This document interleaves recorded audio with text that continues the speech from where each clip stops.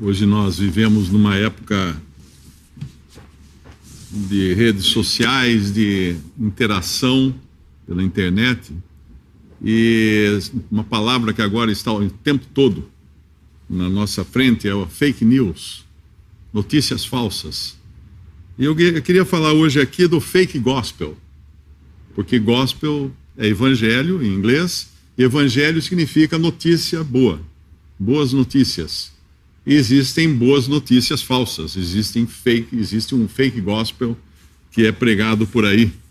Eu me lembro que no começo da década de 80, o Brasil passava por uma crise muito forte, quem viveu naquele tempo se lembra, e muita gente, para poder complementar o orçamento, ia para o Paraguai, surgiram os sacoleiros, ia lá, comprava um monte de bugiganga no Paraguai, trazia para revender aqui, depois, semana seguinte, ia outra vez para o Paraguai.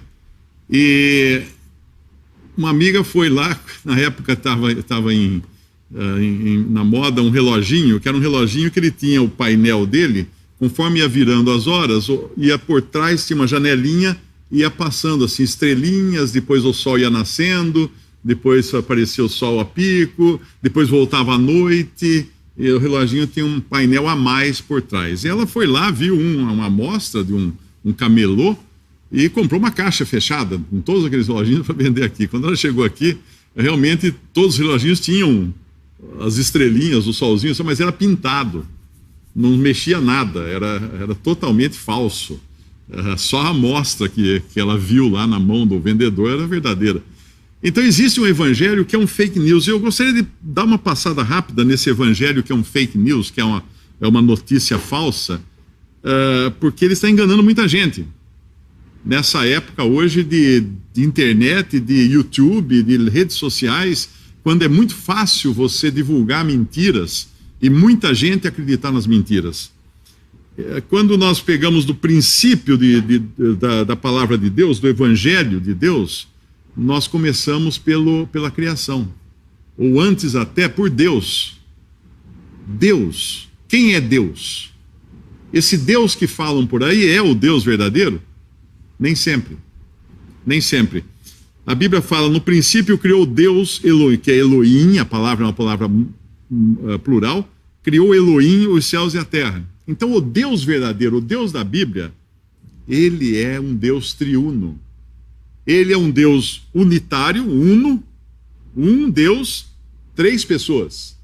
Então hoje o mundo cristão foi de tal maneira contaminado por diferentes conceitos de deuses, vindos de diversas religiões, que muitos que se dizem cristãos não creem que Deus seja Pai, Filho e Espírito Santo, como a Bíblia ensina. Não creem na Trindade, não creem num Deus triuno. Ah, não, mas é Deus, é a mesma coisa, é Alá, o muçulmano também crê num Deus só. Não é o mesmo Deus. Alá não é o Deus criador. Ah, mas não é.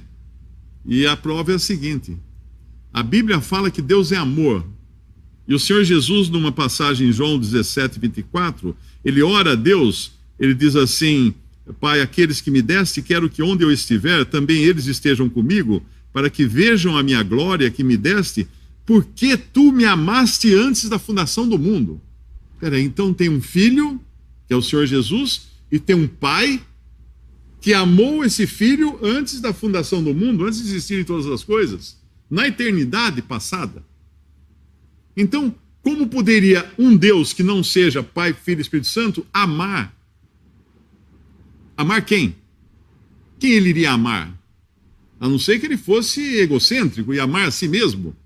Mas não, o Pai amou o Filho antes da fundação do mundo. O amor, só é possível existir amor se existir alguém para ser amado. E Deus é amor, a Bíblia fala, a essência de Deus é amor. Como Deus poderia ser amor na eternidade se ele não tivesse a quem amar?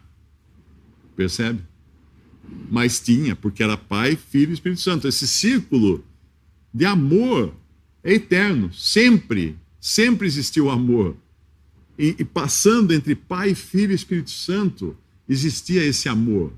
Então começa por aí, que o Deus que pregam às vezes as religiões não é o Deus verdadeiro. Se falar que Deus não é Pai, Filho e Espírito Santo, isso não é bíblico, isso não é verdadeiro. Deus é um Deus triuno. Outra coisa também que vem contaminando bastante a fé cristã é o esforço que se faz de tentar provar a fé cristã, começando por se tentar provar a criação. Existem movimentos hoje criacionistas que tentam fazer oposição à teoria da evolução e cai num outro erro. Porque o evolucionismo veio aí, pegou os fósseis e falou, tá vendo, esse aqui evoluiu para esse, que evoluiu para aquele, etc, etc. E criou toda uma teoria dizendo que tudo evoluiu, né? A partir de um nada, as coisas foram acontecendo até se tornarem seres bastante complexos como nós temos hoje. E aí os cristãos, tentando se opor a isso, correm para a ciência, falam assim, não, vamos mostrar pela ciência que está errado. Mas espera, a ciência vive de funeral em funeral. Todos os anos a ciência muda. Todos os anos os conceitos científicos são reavaliados, porque muitas coisas mudam. Hoje já se sabe que até as coisas que são, não sei se o nome é estáveis, né? Por exemplo, você tem a gravidade, você tem o congelamento a 0 graus centígrado, você tem as medidas que são, eu esqueci agora o nome que se usa para medidas na física que são estáticas, que não mudam, né? Por exemplo, gravidade, a força da gravidade é assim. Não é mais, já se sabe que não é. A força da gravidade muda, dependendo do lugar da Terra, é uma força da gravidade diferente que existe. As constantes, essa palavra que eu estava procurando, as constantes não são constantes. A velocidade da luz é constante, não é. Já se sabe que não é. Então, muitas coisas que se tomavam como fixas, duras, que não mexia mais, não é. E quando os cristãos tentam usar a ciência para provar a criação, aí eles dão uma trombada, num erro. Porque a Bíblia fala que existe uma maneira de entender a criação e não é pela ciência. A única maneira de se entender como as coisas foram criadas é pela fé. Em Hebreus 11, 1-3 diz que a fé é o firme fundamento das coisas que se esperam e a prova das coisas que se não veem, porque por ela os antigos alcançaram testemunho. Pela fé, entendemos que os mundos, pela palavra de Deus, foram criados, de maneira que aquilo que se vê não foi feito do que é aparente. Pronto, está aí a explicação da criação. Como foram criadas as coisas? Pela palavra de Deus. E como é que eu sei? Pela fé. Como é que eu entendo isso? Com que fórmula? É pela fé. Eu entendo pela fé. E à medida que a própria cristandade vai apelando para a ciência, para tentar provar os seus axiomas, tentar provar a fé, tentar provar as suas crenças, o que ela vai fazer? Ela vai abandonando a fé e vai chegar um momento em que o Senhor Jesus fala assim, acaso haverá fé na terra? O filho do homem, quando vier, acaso encontrará fé na terra? Vai encontrar o quê? Pessoas tentando provar as coisas pela ciência, pela razão, pelo raciocínio. Uma outra coisa muito importante de entender também é a questão do pecado. Muitas religiões ditas cristãs hoje negam a existência ou validade do pecado. A Bíblia fala claramente que o pecado, sim, é o que transtornou a criação. Mas um erro que existe também dentro da cristandade é achar que o pecado surgiu com Adão e Eva. Não! O pecado existia antes de Adão e Eva. Porque ali no Jardim do Éden havia uma serpente. E a serpente disse à mulher, certamente não morrereis. Deus tinha ordenado a mulher e a Adão para não comerem um determinado fruto da árvore do conhecimento do bem e do mal. Porque Deus sabe que no dia em que dele comerdes, se abrirão os vossos olhos e sereis como Deus, sabendo o bem e o mal. E viu a mulher que aquela árvore era boa para se comer, agradável aos olhos e árvore desejável para dar entendimento. Tomou do seu fruto e comeu, e Deus deu também a seu marido, e ele comeu com ela. Então foram abertos os olhos de ambos e conheceram que estavam nus, e coseram folhas de figueira e fizeram para si aventais. Esse é o pecado do homem. Mas antes do pecado do homem, havia uma serpente. Satanás, ali no Jardim do Éden, tentando. Então, mas quando que a serpente pecou? Quando Satanás pecou? Num tempo anterior até a criação. num tempo anterior a esse tempo de Gênesis aqui, o que nos remete até uma criação muito mais antiga do que os criacionistas da teoria da Terra Nova querem impor, porque há, sei lá, zilhões de anos, não sabemos, Satanás pecou. E quando ele aparece no Jardim do Éden, ele já é um pecador, sem condições de ser salvo, mas um pecador tentando levar Adão e Eva para o mesmo pecado que foi o que levou ele a se declarar independente de Deus, a querer ser como Deus. Ele tenta Adão e Eva na mesma coisa que ele caiu, quando ele quis subir e se exaltar e ser Deus. Esse foi o erro dele. Então, quando se nega o pecado, e quando eu falo assim, mas espera aí, tem alguma religião cristã que nega o pecado? Tem. Por incrível que pareça, tem. E muitas pessoas confundem isso. Eu recebo muitas mensagens de pessoas perguntando, você reúne naquela igreja tal, que é sem nome, que não tem denominação? Eu falo, não, de maneira alguma. Esse grupo aí, eles não creem no pecado original. Como não creem? Não. Eles creem que uma pessoa se torna pecadora quando pecar pela primeira vez. Mas ela nasce totalmente sem pecado. E com isso nega a palavra de Deus, um princípio básico, fundamental do Evangelho. Qualquer coisa que falar que o homem não nasce pecador é fake gospel, é falso evangelho. E aqui nós vimos lá no Éden que o homem caiu sim em pecado. E o pecado transtornou toda a criação de Deus, e por meio de um só homem o pecado entrou e passou a todos os homens, como uma praga, como uma doença incurável, uma doença que transmite, que é como um vírus. O pecado é virulento, ele tomou conta de toda a criação. Mas a boa notícia, e isso é verdadeiro gospel, true gospel, não é um fake news, é a verdadeira boa notícia, é que o primeiro a pregar o evangelho foi Deus. Foi Deus no Jardim do Éden, quando ele falou para a serpente, porém inimizade entre ti e a mulher, e entre a tua semente e a sua semente, a semente da mulher. Esta te ferirá a cabeça, a semente da mulher te ferirá a cabeça, e tu lhe ferirás o calcanhar. O que era isso? Isso era a mensagem do evangelho. Deus ali, assim que houve o pecado, ele falou, vai ter um descendente da mulher, não de uma mulher, eu vou explicar isso depois, da mulher, porque Deus já tinha uma mulher em mente, muito tempo antes do pecado entrar no mundo. Vai ter uma semente, um descendente da mulher, que vai te esmagar a cabeça. E esse descendente da mulher é Cristo Jesus. E na cruz ele esmagou a cabeça de Satanás. Nós sabemos que a serpente, quem já viu uma cobra, sabe que o veneno está na cabeça. E para você realmente matar a cobra, você tem que esmagar a cabeça dela. Às vezes você bate no corpo e ela pode te picar. Porque ela ainda está viva, o cérebro está funcionando, as garras estão ali abertas na boca e ela pode te picar. Então tem que esmagar a cabeça da serpente. E esse filho do homem, esse filho da mulher, iria esmagar a cabeça da serpente, esse é Jesus. E depois de pregar esse evangelho ali, anunciar esse evangelho, naquele mundo onde havia Satanás escutando isso, Adão e Eva só. Assim que ele acaba de avisar isso, ele faz o primeiro sacrifício, representando o sacrifício que seria feito milênios depois na cruz do Calvário.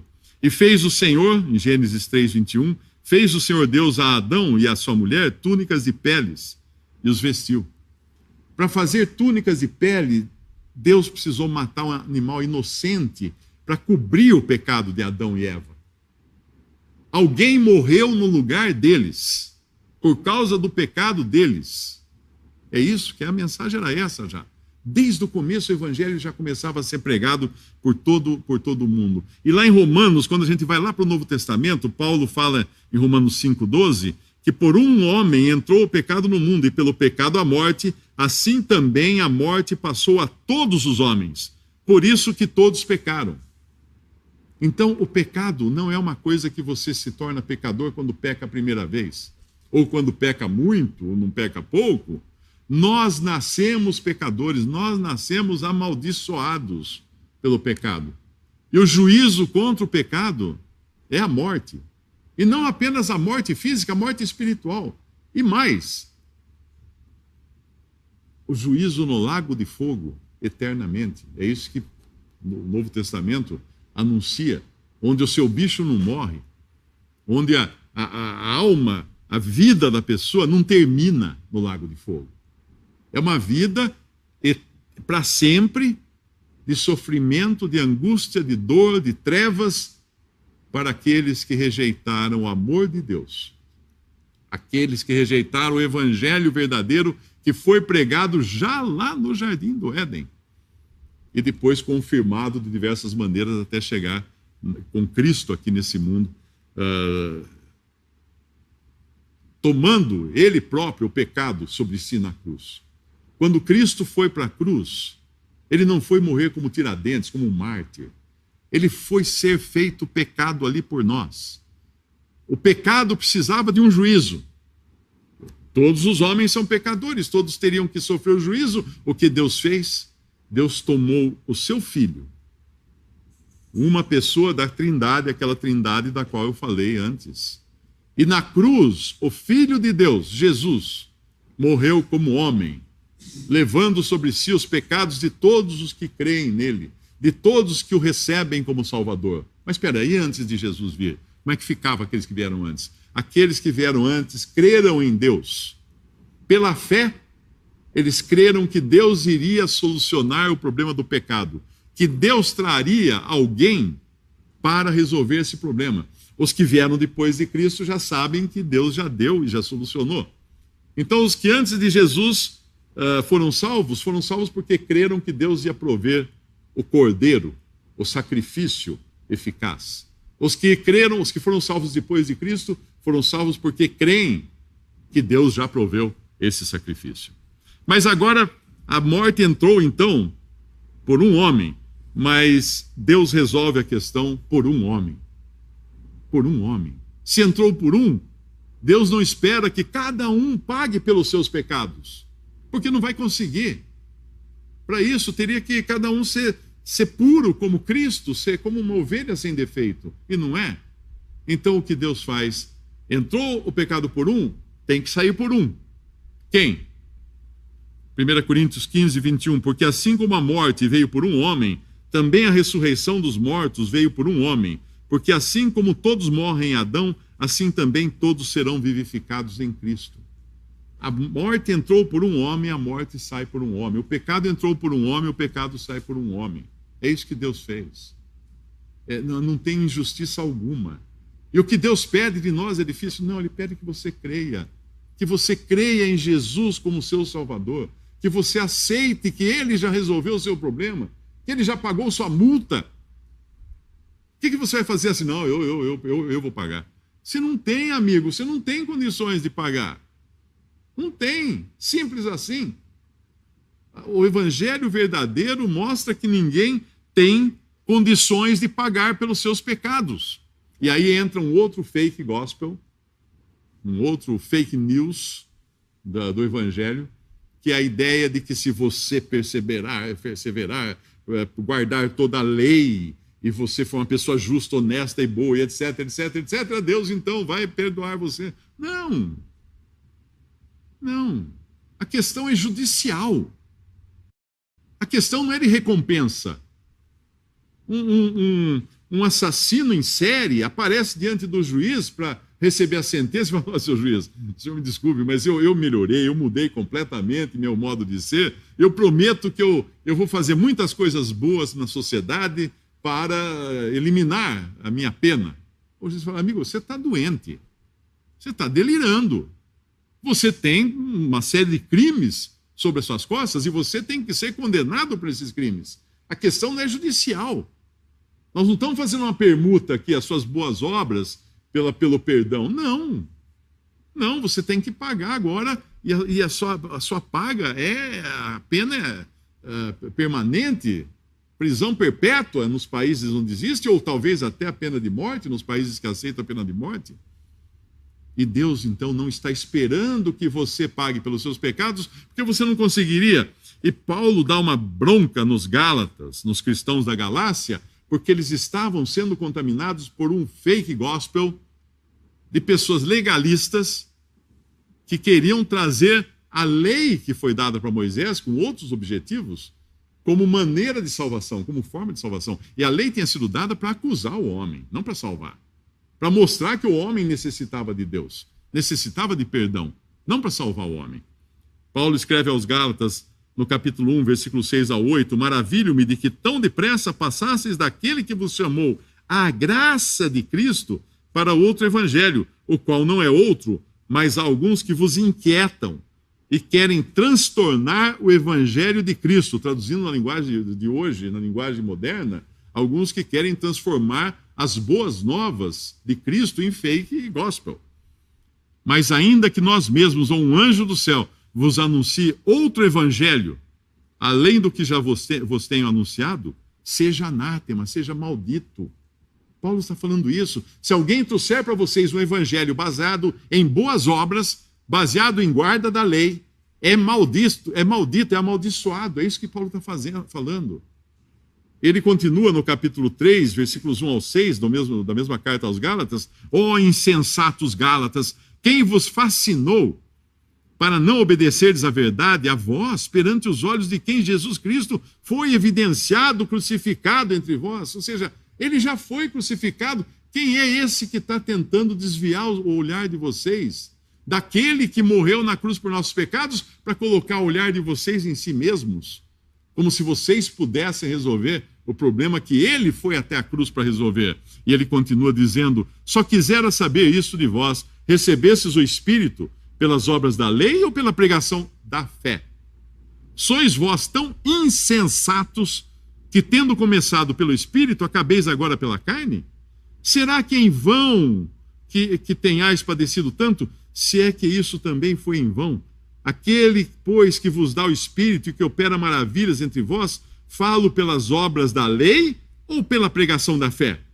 Assim como Abraão creu em Deus e isso lhe foi imputado como justiça. Eu comecei falando de fé na criação, e é a fé para a salvação. Tudo na Bíblia é por fé. É crer na palavra de Deus. Uma pessoa perguntou, falou assim, mas quer dizer que só se eu crer em Jesus, então, eu estou salvo eternamente? Eu disse, olha, isso é a palavra que ele diz. A palavra dele é essa. Se com a tua boca confessares a Jesus como Senhor e teu coração creres, será salvo. E lá em João 5,24, ele fala, tem a vida eterna. Quem ouve a minha palavra e crê naquele que me enviou, tem a vida eterna. Não entrará em condenação, mas passou da morte para a vida. Ou seja, se eu creio na palavra de Jesus, eu tenho o que ele promete na sua palavra. É simples assim. Ele promete que se eu creio, eu tenho a vida eterna. Senhor, o Senhor falou isso, falei. É isso que o Senhor está falando na sua palavra? É isso. Então eu creio. Então tem. Simples assim. Fé. Tudo começa pela fé. Mas a cristandade foi contaminada por ideias várias. O esoterismo entrou na cristandade com força total, principalmente a partir do século XIX, quando Allan Kardec trouxe do Oriente as ideias reencarnacionistas e Madame Blavatsky também compilou todas aquelas ideias espiritualistas do Oriente e deu um tempero cristão nessas coisas. E isso infiltrou-se na cristandade hoje. Hoje você vê isso infiltrado em todo lugar na cristandade. E isso Paulo já escrevia em 1 Timóteo, capítulo 4, versículo 1, dizendo assim, o Espírito Santo, afirma expressamente que nos últimos tempos alguns apostatarão da fé, abandonarão a fé. Lembra-se que tudo, desde o princípio, é fé. Fé para crer que o mundo foi criado pela palavra de Deus, fé para crer que o pecado entrou no mundo, fé para crer que Deus resolveu o problema do pecado, fé para crer em Jesus como o Salvador, o sacrifício eficaz contra o pecado. O Espírito afirma expressamente que nos últimos tempos alguns apostatarão da fé, abandonarão a fé, por obedecerem a espíritos enganadores e a ensinos de demônios. Eu, antes da minha conversão, mergulhei de cabeça no esoterismo. De cabeça, durante 3 anos. São ensinos de demônios. São ensinos de demônios que procuram dizer que você pode, você consegue, você tem poder em si mesmo, você só precisa se elevar, você precisa desenvolver a sua mediunidade, você precisa se desenvolver espiritualmente, elevar-se, fazer meditação transcendental. Ensinos de demônios. Simples assim. E quando nós olhamos hoje para esse mundo de YouTube, por exemplo, nós vamos encontrar muito mais coisa tentando perverter a fé. Eu já recebi várias mensagens nessas últimas semanas. Ai, o que eu faço com os 2 dias ou 3 dias, eu nem lembro mais, de trevas que vão se abater sobre a terra? Que trevas? Eu respondi, pague a conta de luz, você não vai ter as trevas. É só isso que tem que fazer. Que trevas? Aí eu descobri que existe aí agora essa coisa de que virão trevas sobre a terra. E daí que virão trevas sobre a terra? E daí? Acender a luz. Você não pode acender a luz? É mais uma teoria conspiratória para inquietar as pessoas. E cristãos entram nessa. E cristãos caem nessa de alegres. Paulo escreve em 1 Timóteo, capítulo 4, versículo 7, rejeita as fábulas profanas e de velhas caducas. Exercita-te pessoalmente na piedade. E em 2 Timóteo 2, 16 a 18, ele fala, evita igualmente os falatórios inúteis e profanos, pois os que deles usam passarão a impiedade ainda maior. Além disso, a linguagem deles corrói como câncer, entre os quais se incluem Himeneu e Fileto. Estes se desviaram da verdade, asseverando que a ressurreição já se realizou e estão pervertendo a fé de alguns. Todo esse falatório profano, alguns aqui como Himeneu e Fileto, dizendo que a ressurreição já tinha acontecido. Como é que aconteceu a ressurreição? Olha eu aqui. Nesse corpo que eu belisco e dói, não deveria doer, então. Os falatórios inúteis e profanos são as teorias conspiratórias. Outro dia uma pessoa escreveu brava, um cara escreveu muito irado contra mim, porque ele tem se diz cristão, se declara cristão, o Facebook dele é tudo sobre a terra plana. Tudo é terra plana daqui, terra plana dali. Quando eu falei para ele, escuta, amigo, terra não é plana, a terra é redonda, né? Isso já se sabe há muito tempo que a terra é redonda. Eu morei na casa de um dos engenheiros do projeto Apolo, um dos que projetaram as baterias que foram para a Lua no projeto Apolo. Ele não estava brincando. Tenho certeza que ele não estava brincando, estava fingindo que ia mandar foguete para a Lua. Não, ele foi acordado numa determinada noite, quando os astronautas da Apolo 13 voltavam para a Terra, né? Voltavam para a Terra, e o pessoal lá de Houston ligou para ele no meio da noite, ele foi acordado para saber dele se dava a bateria que ele calculou, se seria suficiente para trazer os astronautas de volta para a Terra. Ele fez os cálculos, pode confiar que vai dar certo. Isso aí não aconteceu, isso aí não existe, isso aí é tudo uma conspiração mundial. Quando eu falei essas coisas para ele, ele me chamou de falso cristão, de falso profeta, me esconjurou. E depois disso, volta e meia, eu recebo mensagens de pessoas, Mário, você precisa tomar cuidado com o que você está falando da Terra. Eu não sei, amigo, você acredita que a Terra é plana? Tá bom, agora segunda-feira, o que isso vai mudar na sua vida? Na hora que você for para o serviço, não vai ter subida, então é isso que você quer dizer? São coisas que realmente não importam, que não tem qualquer... E as pessoas cuidam dessas teorias conspiratórias como se fosse uma religião. Como se fosse uma religião. E se você não entra na religião, você é estranho. Isso é o que está acontecendo com o cristianismo hoje. Por quê? Perdeu-se a fé na palavra de Deus. Perdeu-se a confiança no que Deus diz. E em Mateus 24, de 4 a 6, o Senhor já tinha avisado isso. Ele lhes respondeu, vede que ninguém vos engane. Porque virão muitos em meu nome, dizendo, eu sou o Cristo, e enganarão a muitos. E certamente ouvireis falar de guerras e rumores de guerras, e acrescente-se aí lua vermelha, lua de sangue, e mais não sei o quê, cometa que vai cair na terra e outras coisas, e enganarão a muitos. Ouvireis falar de guerras e rumores de guerra.